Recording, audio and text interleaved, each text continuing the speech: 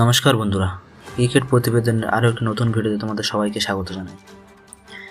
তো বন্ধুরা, এই প্রথমবার খেতাব জয় করলো রয়্যাল চ্যালেঞ্জার্স ব্যাঙ্গালোর।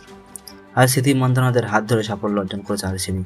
এই ট্রফি জয়ের পর আলাদা করে শুভেচ্ছা জানালেন বিরাট কোহলি। গত 16 বছর ধরে যে ট্রফির জন্য অপেক্ষা করছিল বিরাট কোহলি, অবশ্যই রয়্যাল চ্যালেঞ্জার্স ব্যাঙ্গালোরের হাত ধরে সেটা তুলে দিলেন স্মৃতি মন্ধানা।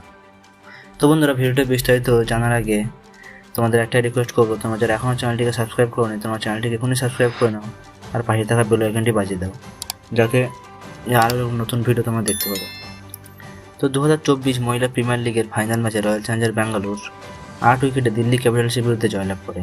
আর সেই সঙ্গে ফ্র্যাঞ্চাইজি ক্রিকেট লিগে এই প্রথম কোনো খেতাব জয় করলো আরসিবি।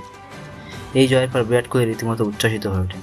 সঙ্গে সঙ্গে ভিডিও কলে তিনি স্মৃতি মন্ধানার শুভেচ্ছাও জানিয়েছেন।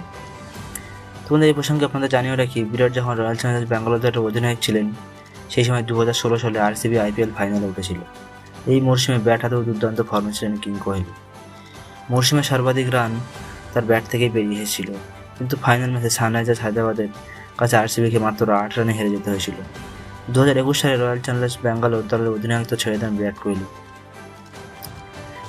তো বন্ধুরা, এই ম্যাচে জয়ের জন্য রয়্যাল চ্যালেঞ্জার্স ব্যাঙ্গালোরকে মাত্র 114 রান করতে হতো। মাত্র 2 উইকেট হারিয়ে তারা এই সাফল্য অর্জন করে। ব্যাট করতে নেমে শুরু ভালো করলেও আউট হয়ে যান আরসিবির 2 ওপেনার। প্রথমে শিখা পান্ডের বলে এলবিডব্লিউ হয়ে যান সফি ডিভাইন, তিনি 27 বলে 32 রান করেন। অন্যদিকে 39 বলে 32 রান করে আউট হন অধিনায়ক স্মৃতি মন্ধানা। তবে শেষ বেলায় আরও একবার ফিনিশারের ভূমিকা দেখতে পাওয়া গেল এলিস পেরিকে। তিনি 37 বলে 35 রান করে অপরাজিত থাকেন, যদিও বাংলার ক্রিকেটার রিচা শর্মার ব্যাট থেকে বেরিয়ে আসে উইনিং শট। তিনি 14 বলে 17 রান করেন এবং রয়্যাল চ্যালেঞ্জার্স ব্যাঙ্গালোরকে কাঙ্ক্ষিত জয় উপহার দেন। ফাইনাল ম্যাচে দিল্লি ক্যাপিটালস টসে জিতে প্রথমে ব্যাট করার সিদ্ধান্ত নিয়েছিল, কিন্তু আরসিবি বোলারদের সামনে তারা খুব একটা নজর কাটতে পারেনি। দলের হয়ে সর্বাধিক রান করেন শেফালি বর্মা, তিনি আউট হতেই গোটা দল কার্যত তাসের ঘরের মতো ভেঙে পড়ে। 113 রানে অল আউট হয়ে যায় দিল্লি ক্যাপিটালস। শ্রীলঙ্কা পাটের 4 উইকেট শিকার করেছেন, এছাড়া 3 উইকেট নেন শফি মল্লিক।